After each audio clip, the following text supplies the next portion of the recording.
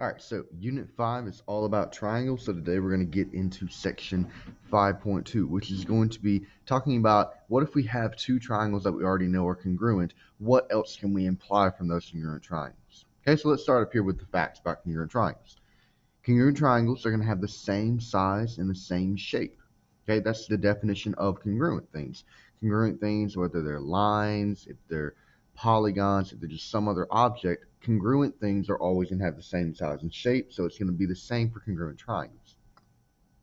Now, also in congruent triangles, their corresponding parts, their angles and their sides are going to be congruent. Okay, and we'll talk a little bit about what it means to be a corresponding part between two triangles, but just know that when we're talking about the parts of the triangles, we're talking about the angles and the sides.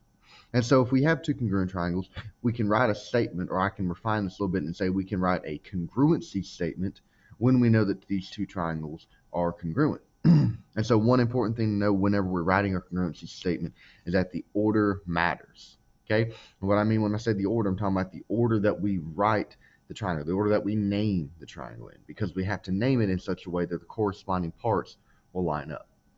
So let's look at a few examples. Okay, so we talked about this thing up here, a statement or congruency statement. So this is what that looks like. Okay, this right here is a congruency statement between two triangles. So triangle KAT is congruent to triangle NEW. So what does that mean for us? Okay, so if we have two triangles that are congruent, that means that we have got corresponding sides and corresponding angles that are also congruent. Okay, because we talked about when we first talked about corresponding angles, not even just outside of triangles, corresponding angles are always congruent. So it makes sense they would be congruent in congruent triangles as well. So the way to kind of visualize this, let's say that we do have two triangles, okay? Since they gave me my two triangles right here, I'll just draw them, okay? So this can be triangle KAT and triangle NEW.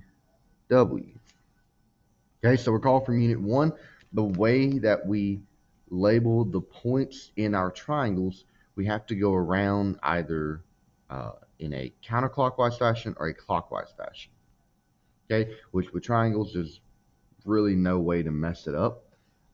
That's a good thing for us, but when we get later on in Unit 6, we'll see with quadrilaterals there can be a way. So what this is looking like, if I've got corresponding parts, corresponding sides, so the first letter that I named here, I put at the top.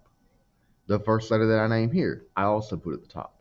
And there's a specific reason why I did that, because these are my corresponding angles. Okay, so my middle letter here became my bottom left corner in my triangle.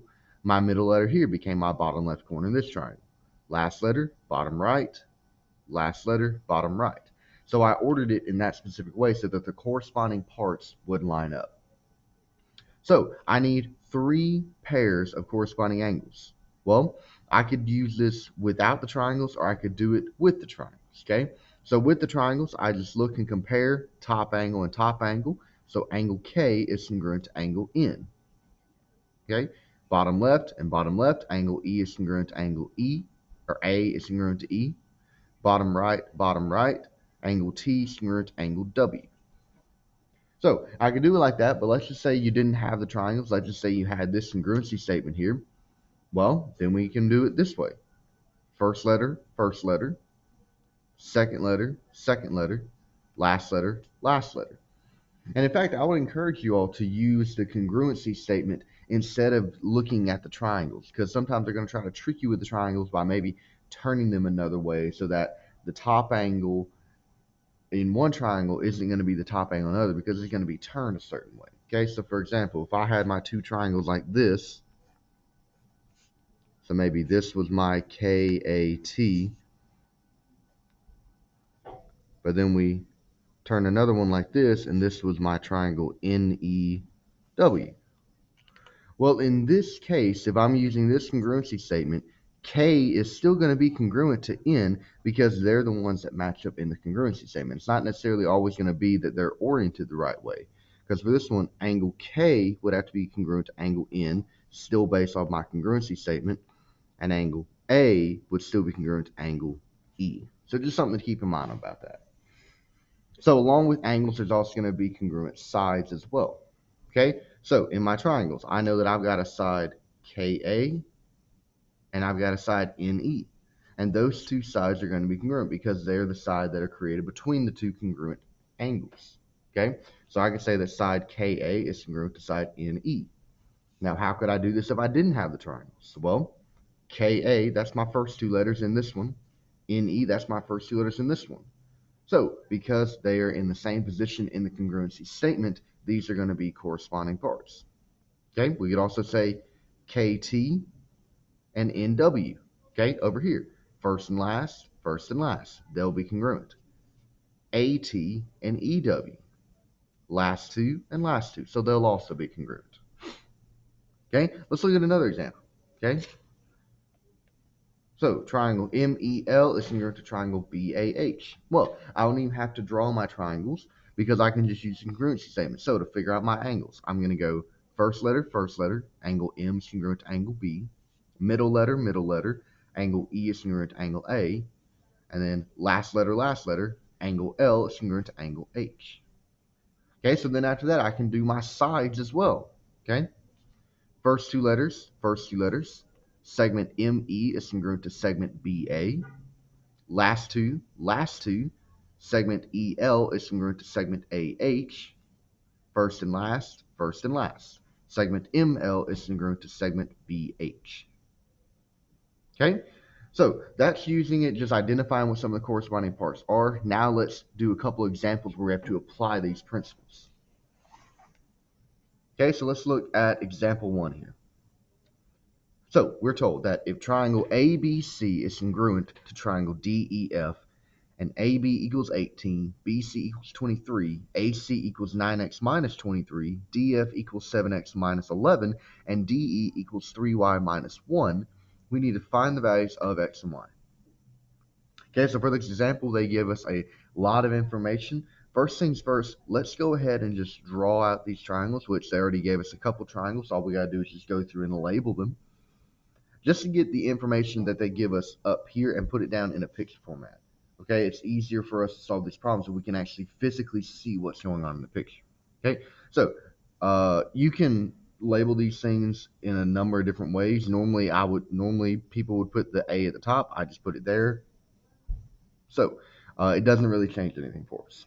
Okay, so triangle ABC and triangle DEF, as long as I put the corresponding parts in the right way, it doesn't really matter which way that I label these triangles.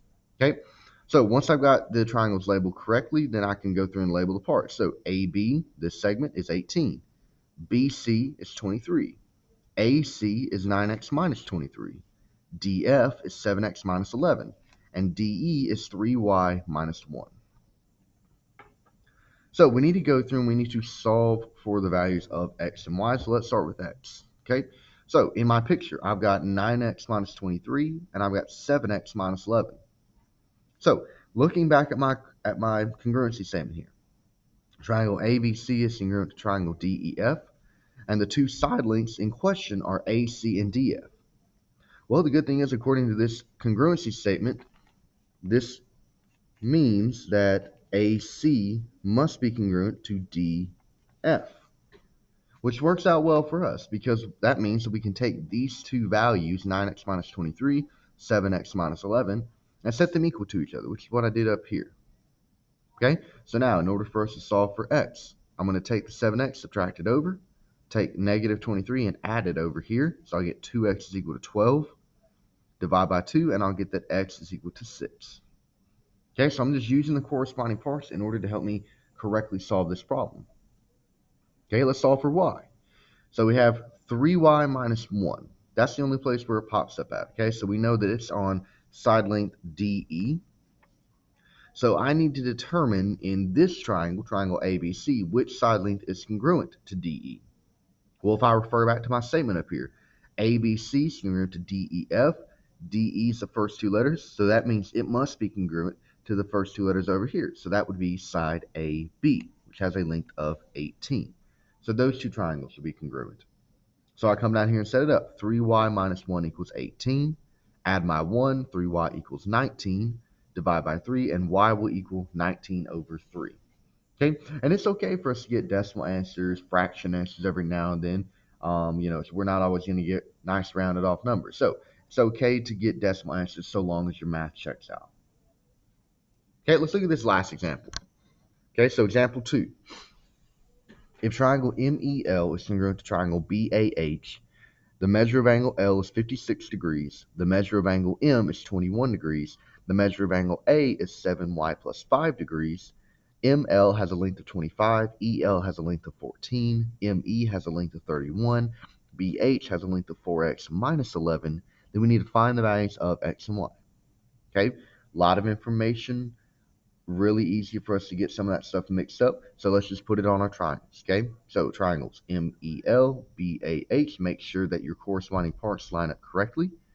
Go through and put in all of your information, okay? So all the angle measures, all the side lengths. So first let's solve for x, okay? So we've got 4x minus 11. That's the only place where x pops up, and it's on a side length BH. So now we need to determine what side length in triangle MEL is congruent to side length BH.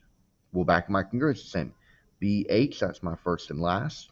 So looking at my statement, must be first and last. So BH must be congruent to ML, which has a length of 25. So I'll set these up equal. 4x minus 11 equals 25.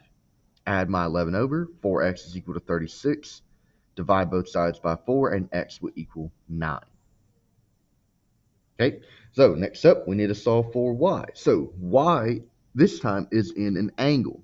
Okay, so it being an angle, that doesn't change anything for us. Okay, this angle A up here is congruent to an angle in this triangle. We just got to determine which angle in the triangle it is. Okay, so angle MEL is congruent to triangle BAH. So A is the middle letter, E is the middle letter, so that means that angle A must be congruent to angle E.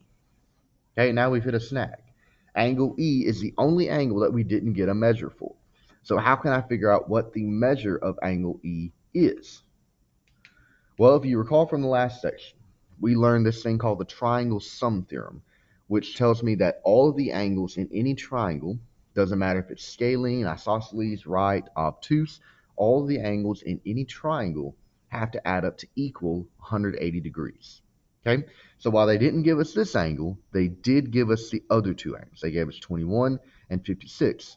So according to the triangle sum theorem, angle E has to equal the value of 180 minus 56 minus 21.